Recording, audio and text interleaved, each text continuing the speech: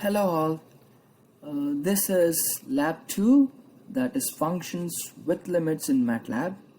We will be looking at the class activity in detail. So last class when I told you that you need to work on class activity, which is actually 50% of your grade is covered here. So you just have to do putting it all together, looking at the class activity. So try to focus on this, it's not that hard. Okay, so let's get started. So this is the MATLAB file that I created, which has all the instructions, all the necessary information that you need and that you actually need to study. And at the end of this class, I'll be trying to give you a hint on the assignment as well. Alright. Now, when it comes to functions, it means we are studying domain and range. And these are the two concepts that is actually being studied. So the domain of a function is usually the values, or the function is the values on which the function is defined. And the range is the output of the values, or evaluating the function in the domain. Let's say, in order to be very precise, whatever you see on the x-axis is the domain, and whatever you see on the y-axis is the range. That means let's say we have an equation p of x, okay, and x is the domain. So plug all the values of x from -5 to 5, for example, say 0 to 5. So whatever you get the output after you plug in for the values of x is the range, and x values itself is the domain. So let's study in detail. I have an equation p of x, which is -3 plus 50 times sine of 0.8 times x the whole square, and it is divided with square root of 9 minus x square. Let's say I have an equation of that kind. So the way you have to start is, first step, you have to define the variable that you're using, which is actually symbolic variable. Of course, x is a symbolic variable. So say sym as x, and then the function like that. Remember, there is no mathematical operator there because those are built-in functions, and MATLAB already knows that. And here if you see, there is an operator which is multiplication operator, because if I just leave it like that, MATLAB will not know what are you trying to operate there. So always remember that you have a multiplication there, or addition or subtraction if you have got. Next step is to plot the function. Let's say I am plotting a function, my domain is -5 to 5, so that my p of x. So you have to use a command. This is a new command to plot the function. Say plotting the function.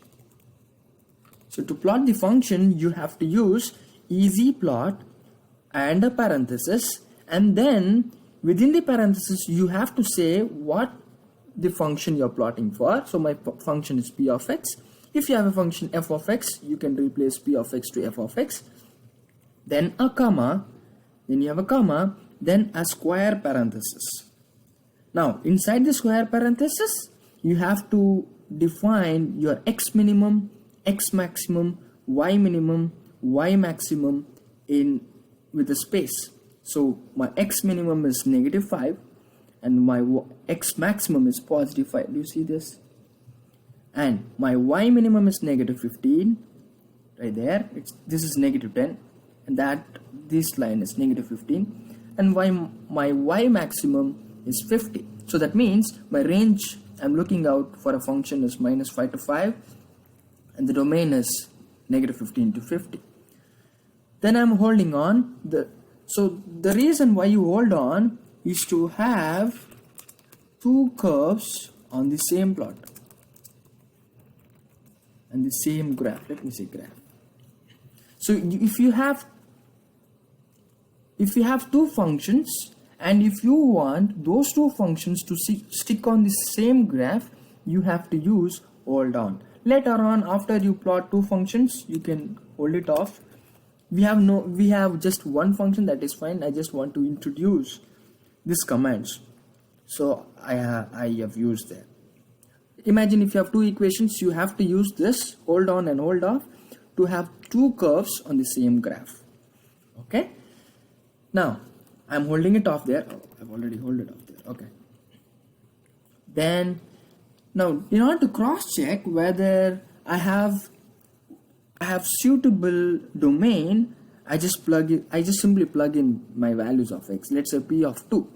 That means I'm looking at point here. My x is 2. So if I plug in p of 2, I can simply see that I have a solution for p of 2.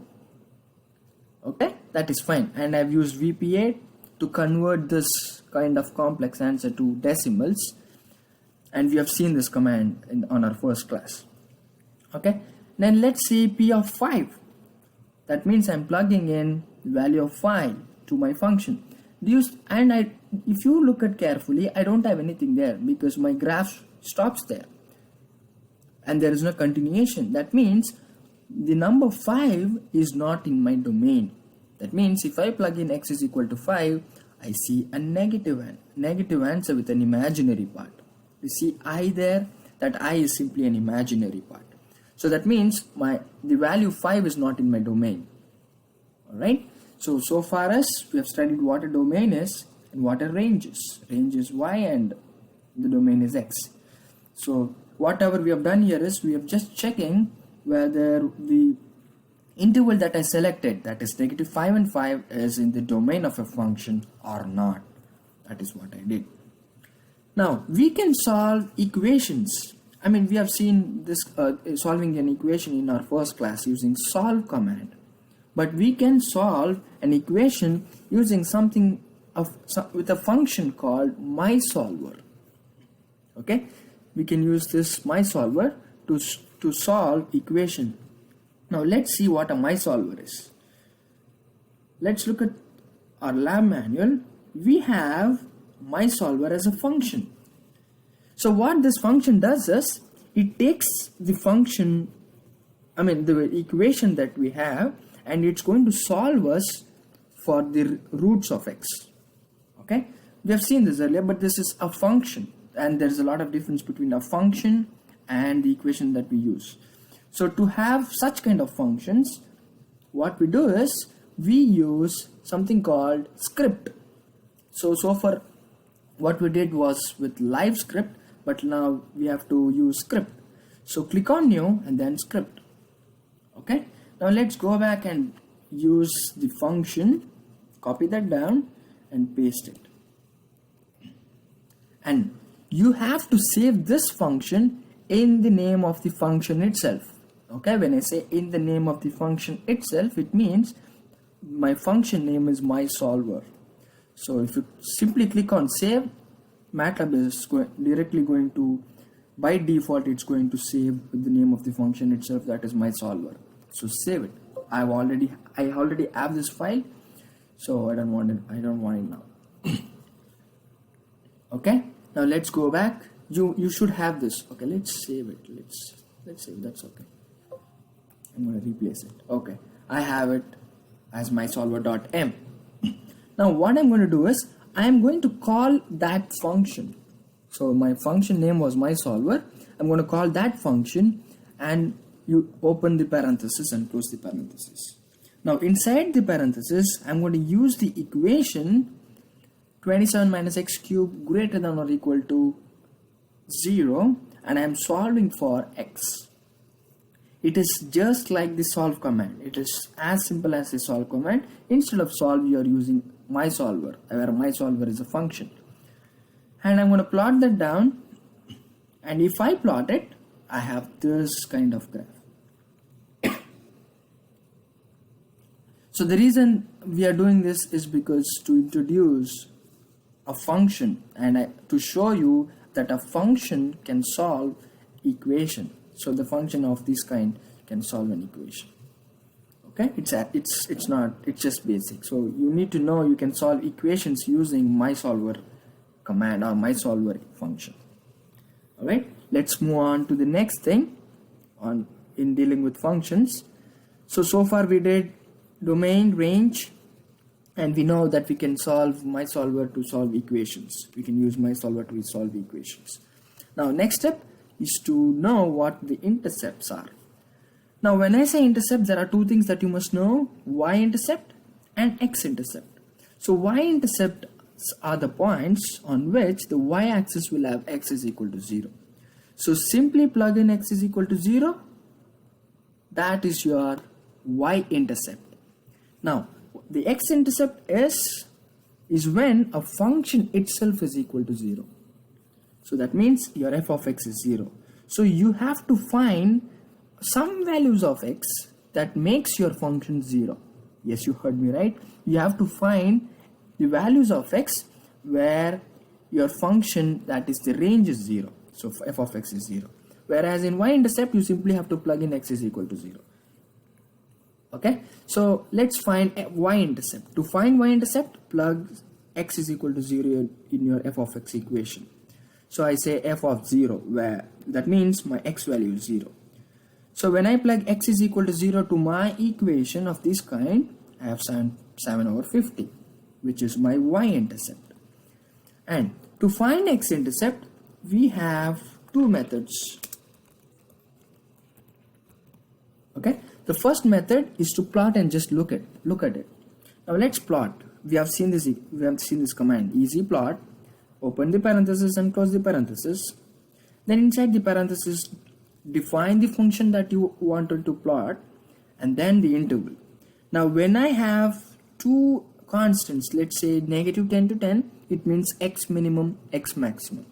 Now if you also want to include your y intervals, you can do it like this. X minimum, x maximum, give a space. Of course you need to give a space after negative 5 also. So minus negative 5 space 5 space negative 15 space 50. So that is x minimum, x maximum, y minimum and y maximum. So I am plotting the function. So when I plot the function from negative 10 to 10, I have the graph doesn't print. I'll tell you why. And I've used another command, axis, axis, and a parenthesis. Inside the parenthesis there is a square parenthesis which defines x minimum, x maximum and y minimum and y maximum. So what does axis does is it's going to zoom in the graph. It's going to zoom in the graph. So I actually plotted from negative 10 to 10, but I saw that after 5 or before negative 5, the graph is not that important. So I just reduced. I just pinched in the graph for this interval.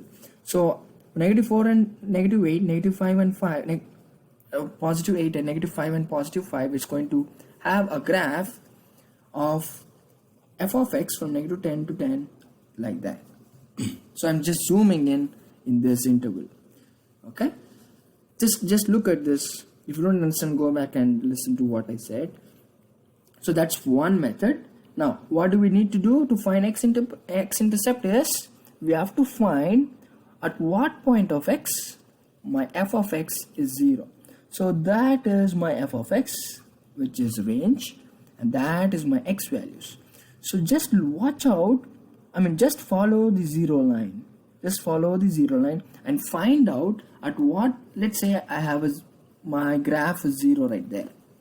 Okay, my graph, if I follow the 0 line with respect to y-axis, I have a 0 line there. Now that is the 0, that is where my function is 0. Now the function where it is 0, the corresponding x is somewhere there. Right? Now looking at the graph is not that hard. It's easy, but guessing the value of x is little difficult. So we go over another method, which is, let's be precise, it's actually 3. Okay, so another method is to factor out. If I factor my f of x, I can clearly see that 1 over 50 times x minus 1 times x minus 7 times x plus 1 is the factorization of my f of x, this f of x. Now I can clearly see if I plug x is equal to 1 here, my entire equation is 0, because 0 times anything is 0. So another answer is positive 7. So 7 minus 7 is 0. So 0 times x plus 1 is 0, 0. So yes, I had to interrupt because I had a video problem. Okay. So what I'm trying to do is I've factorized my equation. I'm trying to find for what values of x my function is going to become 0. So from this I can clearly guess the answers. So when I say x is equal to -1, so -1 positive 1 is 0, the entire equation is 0. Okay. To cross check, we will use our MySolver. Like we have already seen MySolver can solve equations. So I'm going to use MySolver parenthesis, and I'm going to equate my equation to 0. Remember, if you want to equate the equation, you always use two equal to signs to equate an equation to 0. To equate an equation, let's say to equate an equation in solve or MySolver commands.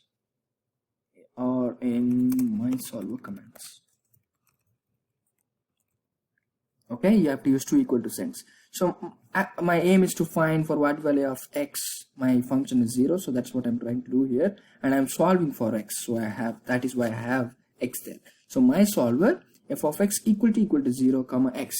So if I do this and run it, so make sure that you're running always. Since I have the answers right in front of me, I'm not running it quite often.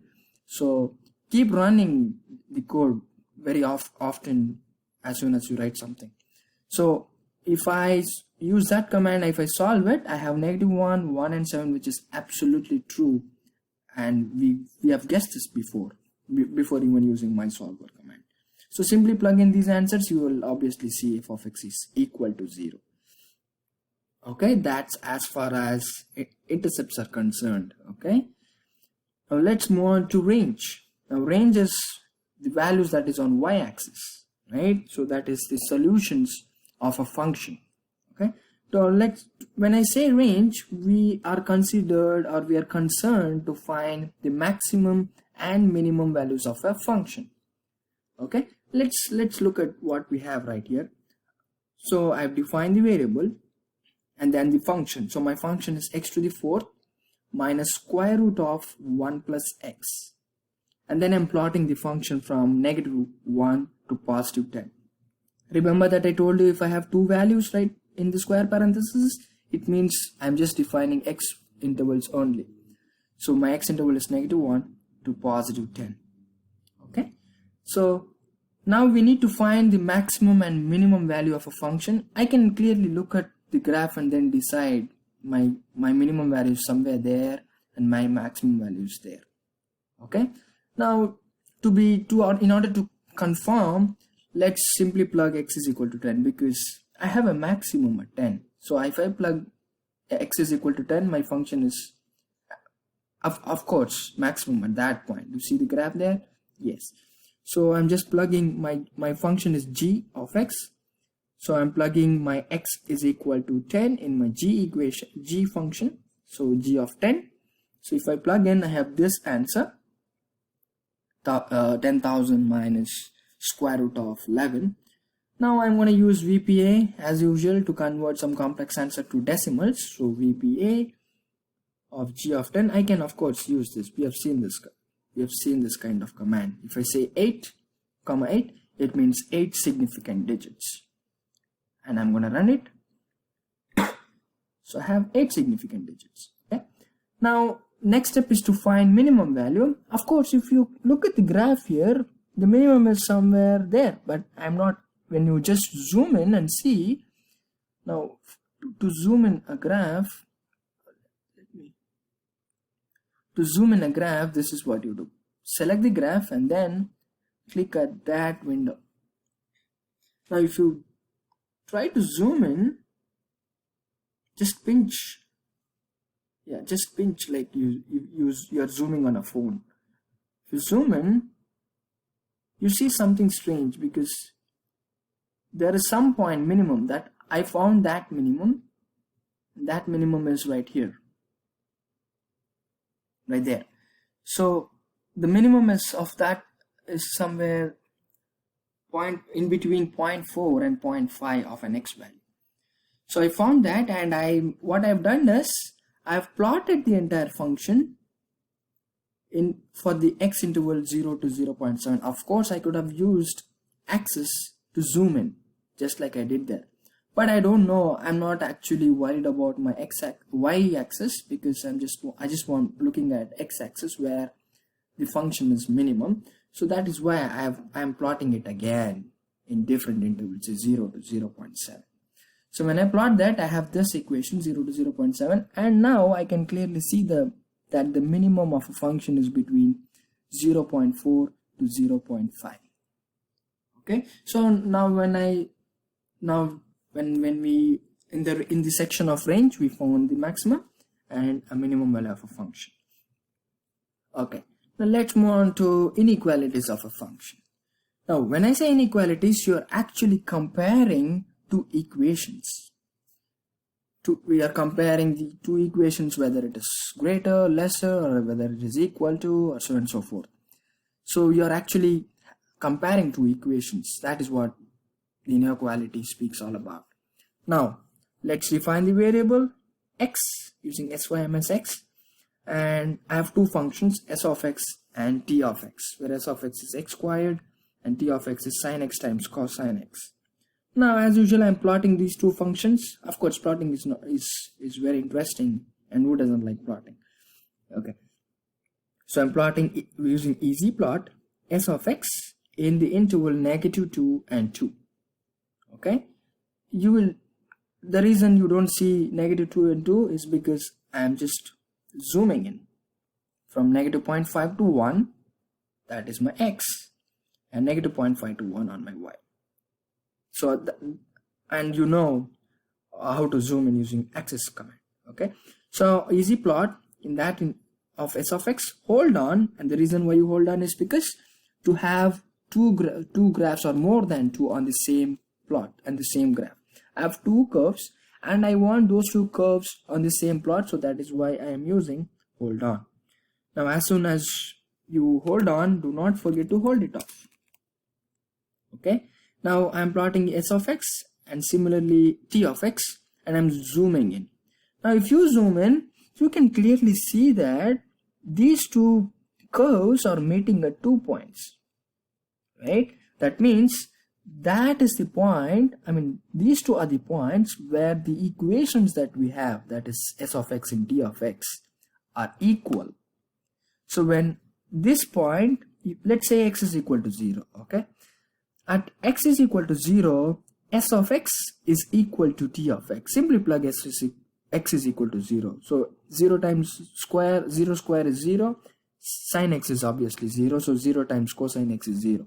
So that is the point. That point and that point are the x values where the equations that we had is equal. So let's try to find. Of course, one answer is 0. We can clearly see that, and we can easily see by equating x is equal to 0 in these two equations. But we need to also find that point. So in order to find the other point of x where the functions are equal, we can either use solve command. And if you use solve command if you equate solve command just like we did before, it's not helpful, because you cannot equate equations just like we did before, and that doesn't work all the time. Okay, that's one reason why we don't use solve. Okay, of course we can use it, but it doesn't work all the time. Okay. Now the other one is VPA solve. Right, now VPA is going to convert complex answers or fractions answer or irrational numbers or rational numbers into decimals. So I'm going to use VPA solve, and I'm going to open the parenthesis, and inside the parenthesis I'm equating these two equations. Remember that I told you to have two equal to signs. So I'm equating two equal to signs of s of x is equal to t of x, and I'm solving for x. So that is why I have comma x. Okay, still not helpful because it's still showing a 0, right? Of course we know that x is equal to 0 is one among two answers. Now what I'm doing is I'm going to use the same command, and along with that I'm going to add extra term, that is comma 0.9. The reason is, okay, let's not 0.9, let's say 0.8 or say 0.7. It's okay. So that means I'm trying to focus for an x value closer to 0.8. Now how did we decide that? Is because I see a point there and it is in between 0.5 and 1, so I'm just randomly using 0.8 as an x value. So use that command, and after use it, you see 0.7022 is the x value where both the equations are the same. Okay, so far so good. Now whatever we do next is really important because it covers everything that we did so far. Okay, first step is how to create a table just like this to have two columns. To have two columns, let's start with my x values. Okay, let's say my x values are -2, -1, 0, 1 and 2. That's the way you input it. Whenever you open a square parenthesis and use commas one after the other numbers, you are actually creating the first column. See that the difference? And I'm defining the variable, and that's the function. Now I need to calculate, I need to plug all these numbers and find the f of x values. So what I'm trying to say is, I want to plug -2 to my f of x equation, -1 to my f of x, 0, 1 and 2 my f of x, and find what my f of x and values are. So let's create a table and see. So open square parenthesis, make sure square parenthesis, okay, square parenthesis to create a table. Okay, square parenthesis my x values, that means all these values should be my first column, so that is why I have my x values. And I've used, if you look closely, I've used an inverted single inverted comma. So that means I'm trying to invert this. This is horizontal, I want to make it vertical, so I have this like that. Then I need to plug all these values to my f of x equation, so that is why I have f of my x values. So far what we did was f of 2, f of 3, for f of 4, f of 5. Now we can plug the entire row of these values to my f of x equation like that. And again I've used single inverted to have this one. So if I plug -2 my f of x equation, I have 4. If I plug -1, I have 1, and so on and so forth. Okay, that's the way you create a table. Now we are putting everything together and combining things together. So first step is making a table. You will clearly see assignment question on this. So making a table, as usual, define the variable and the function. The function is x to the 4 minus 1 divided by x minus 1. Now my x is equal to 2. I'll tell you why we used my x is equal to 2. And I'm just focusing everything closer to 2. Now if you look at the table closely, I'm just focusing the values of x near 2. So 1.9, 1.99, 1.999, 2.001, everything is close to 2. The reason why I use 2 and not 1, of course you can use 3, that is fine, but you cannot use 1 is because if you clearly see, the denominator is x minus 1. Simply plug x is equal to 1 and see 1 minus 1 is 0. So numerator divided by denominator as 0 is infinity, and you cannot assume infinity here. You cannot do nothing with infinity. So that is why I use 2. So you can use 3, that is okay. Then my x is this, and if you I've done that to focus on all the x values that is closer to 2. Okay, the reason is because you can simply change 3, 4 directly instead of going over here like we did here, -2, -1, 0 and 1 and 2. You can simply say 2 there, and everything is going to be arranged properly after this. And as usual, I'm using VPA because I had all the answers in terms of fractions, so I used VPA to convert them to decimals. With the square, of course, if you use VPA, you should have a parenthesis. And now you're creating a table. So to create a table, you have a square parenthesis. So your first column is x, my x near my x, comma, don't forget to have single inverted comma, and there's a comma. Then you have f of x, you're plugging all these values to your equation there. So I have I'm creating a table, so I'm using VPA, inverted comma, I'm plugging all these values to my f of x equation, so I'm just using x near my x into my f of x. Simply plugging in, then I have a table of that kind. Okay, that's the way you make a table of an equation. So whatever you see here is the domain, and whatever you see here is the range, right? So you are plugging in 1.99 to your f of x equation, and you're getting all the answers there. Okay, then you can also plot a graph. We have seen plotting a graph. This is not that different. So you're plotting a graph using easy plot f of x within that interval, 2 minus 0.01, 2 plus 0.01. You're just looking at very closely. See that 1.99 to 2.01. So that is what we were looking at. Okay, I'm plotting that function. And the final most important thing is to know how to find the limit of a function. So the command is as simple as that: limit f of x, 2. So just like we had solve command, so what we do here is limit with the parenthesis. So here you define the equation. After you define the equation, you are going to say to what variable are you limiting. So my is x, and what is the limit value you are looking at? So that is 2. Okay, if you have 3 or 0 or 1, you just have to change it considerably. Okay, that's the way you find the limits. Now similarly, to find left and right limits, you simply have to add left and right within 2 inverted commas after a usual comma. Okay, that means you are trying to approach an equation from the left to 2, and you are approaching the equation from the right to 2. So if you do at always, the limit of a function when x tends to 2 is 15, 15, 15. You approach it anyway. And you can clearly see, simply plug f of 2, you can clearly see that the function is 15.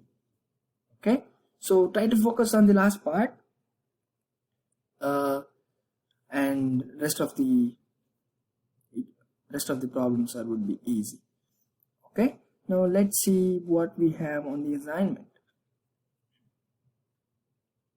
Assignment questions are as simple as we did, like it's just the way we have done on our class activity. So the equation is this: f of x is x cubed minus 1 over x minus 1. You have to create a table, plot the function, and use the limit. So for the first question, you are simply following the procedure that we did here, making a table, making the graph, finding a limit. So just like I did here, you have to do it, and make sure that you're choosing your myx correctly, because if you choose wrong myx, you're going to fall in trouble. So here you cannot choose x is equal to 1. The reason is we have numerator x cubed minus 1, and the denominator would be 0. So that goes to infinity. So do not make a mistake. Now here again, do not make a mistake of cancelling x's, because sine of 10x and divided by 3x. So you cannot simply cancel 3 and x and x there. Do not make a mistake, okay? Don't cancel x and x. And of course, this is the same. Now again, for the second question, limit as t goes to infinity. So this is where I found a lot of students asking questions. Okay, before that I want to explain this. Now so p of t is the equation. First step is to plot the function from 0 to 10, 0 to 15, 0 to 20, 0 to 25. That means your x interval has to be 0 to 10 for one graph. The next graph should be from 0 to 15, and the next graph should be from 0 to 20, 0 to 25. Do not plot all these curves on the same graph. That means what I mean to say is do not use hold on. I want four graphs separately. So that means you're plotting this function from 0 to 10, 0 to 15, 0 to 20, and 0 to 25 in separate plots. Okay. Then you have to apply limits.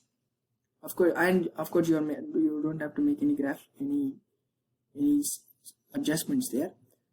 So to find a limit of a function to infinity, this is what you do. Limit, let's say f of x. Let's use the same function, f of x, comma x. Instead of 2, you have to use inf. Okay. For infinity, you are using inf. For infinity, use inf. Okay. Infinity. So to find the limit of a function at infinity, use inf. It's clearly given. You don't have to search somewhere. Okay. And rest of the things are easy. Now for the third question, I see most of you will have questions here. What you have to do is define two functions, and t is the unknown variable, that is symbolic variable. So far we had sym as x. Now you have to have sym as t. Define the function p of t and q of t. When I say define the function, it means like that. P of t is equal to whatever it is, and q of t is there. Now the first question is, use each model to estimate the world population in 1960. Now this p of t was generated to find the population in billions in the year 1960. So that means if you plug in 0, if you plug t is equal to 0 in p of t equation, you're actually finding the population for the year 1960. Okay, I'm going to give you the answer, but for p of t, but just do the same for q of t. So to find the population in the year 1960, you simply have to plug t is equal to 0 there, because that is the equation that was developed since 1960. So let's say if you want to find the population in the year 1970 using p of t equation, you have to use t is equal to 10, because since 1960, right? So if you plug t is equal to 0, you get 1960. If you plug t is equal to 10, you get 1970's population using that equation. Now q of t was generated to find the population in billions in the current year. So the current year is 2020. Right? Now if you want to find the population in the year 2030, you have to plug t is equal to 10 there. Okay? Yes, you have to plug t is equal to 10 there. If you want to find population in the year 2050, you have to plug t is equal to 30 in q of t. Whereas if you want to find in population in the year 2050 using p of t, just subtract 2050 minus 1960, so that is 90. So t would be 90 in p of t's equation. Okay, and that is what it is asking you to find. Then one of them is called Doomsday's model. Just find out when the population is going to be 0. So you have to apply limits there. Limit t goes to infinity. Of course, the instructions are clearly given. Follow them and you will have a very easy answers. Okay.